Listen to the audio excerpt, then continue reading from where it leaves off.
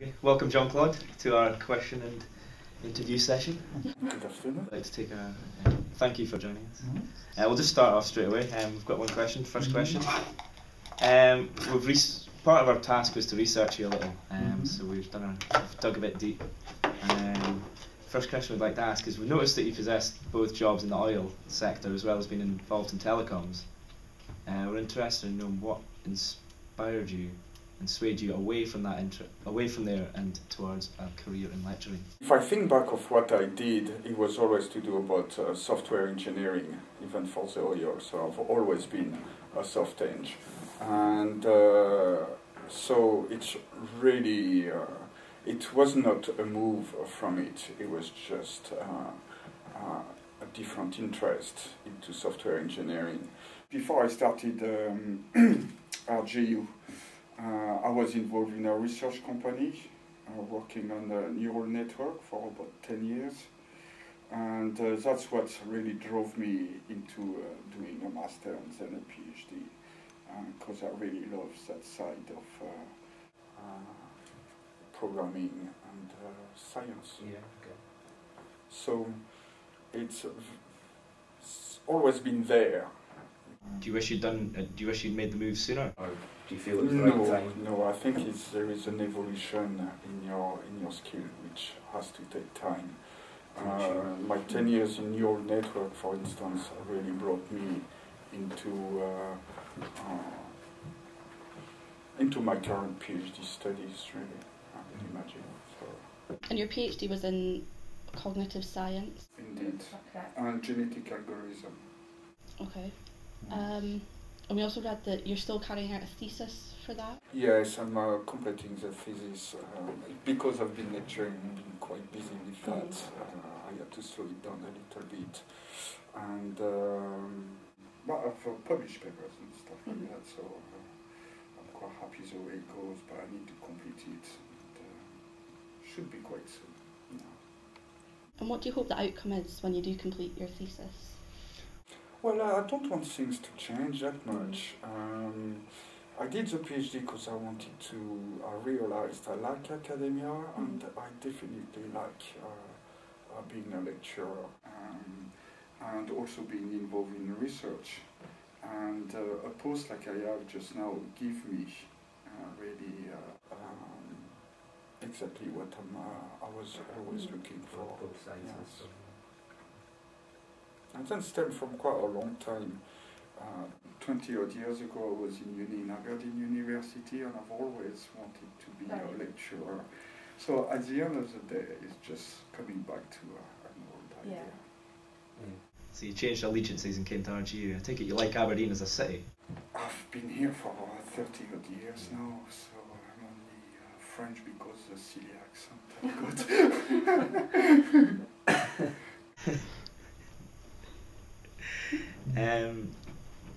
You clearly know how the mind works and inside the brain and cognitive studies. We're wondering if you could fill our minds and sort of inform us a bit more what ACTR entails. Yeah, ACTR is an architecture that represents human minds. It's very much about how we gain knowledge and use it and how we store it. It's also about human functions, motor functions, and visual and auditive functions. It's really at the edge of cognitive science just now, and it's really imbued into the neuroscience latest research, and it's one of those architectures that is being used by the medical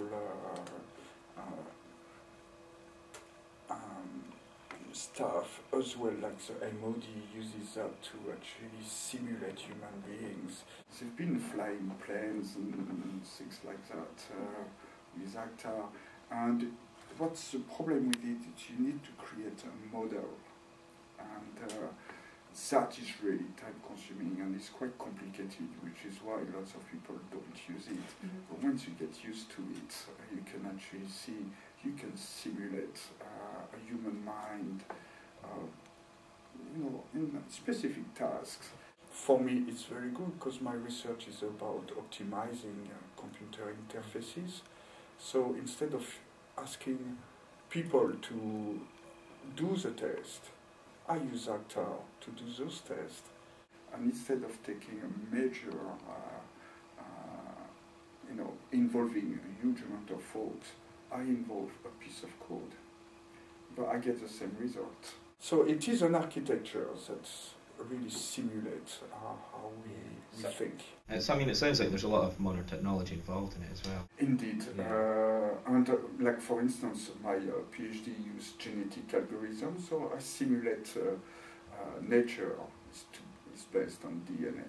And I simulate also human minds, and I converge those two together to really create an environment that evolves. Well, speaking of evolution, moving on. Yeah. How did you find out about ACTAR? Like, did you find out from doing your studies at university, like your PhD and masters, or? No, I did. When I finished a master here, I did a neural net development kit, and for my master, and that took the attention of Professor Holt. Okay. And he realized that he's very much into HCI, human computer. And he realized I could maybe be the person who could attack that sort of architecture and do something with it. So he did actually give me the opportunity to do a PhD. And one of the part of that PhD was to actually learn how ACTA works and to use it. So I was very, very much a some man, a neural net person. So with that PhD, I had to become, I had to go into cognitive science. Okay. And finally, what are your views on seeing the area develop, like ACTAR, cognitive science, things like that, in like the next 15-20 years? I think it's going to become really big, because if you can simulate, like in my field in HCI, if you can simulate human being, therefore you can test a hell of a lot more things without including human being. Including human being takes a lot of organization, it's really costly. And if you, for instance, in the 50s, you've got a company called Bell's Laboratories. That is the people who came up with that sort of keyboard, a normal telephone keyboard. It took them 2 years of research, hundreds of people, lots of tests, cost them millions, but they came out with what was then the optimal digital keypad, long before actually you had one. But the cost of that research was enormous. Last year I recreated their whole research, and it took me 2 weeks. Didn't use one human being and came up with exactly the same result as they did, even better. And that shows, once you've got that sort of things going, you can really apply it to a lot of different domains. Definitely in terms of robotics, you can start to get a robot accumulating knowledge and using it. And that has been done by lots of researchers now, gives them this sort of thinking autonomy. About 2 or 3 years ago, we had some French army representative who came, and they wanted to actually try to see if we could put ACTA into one of their droids to actually do a bit more thinking and having not to always rely on human beings somewhere on ground who have to make that decision, type of thing like that. In the medical environment, you can actually do, if you program well your model, you can actually double check if your thinking is actually rational. And one thing ACTA is, it's active control of third, rational. It is very rational. So you can use that also to test human thinking as well, if it's still in line. So I would imagine it's going to go very, very far. Just now the problem with ACTA, it's in Lisp. very little amount of people program Lisp, and it's just a bunch of researchers. But they are starting to realize that and put that into C++ and Java.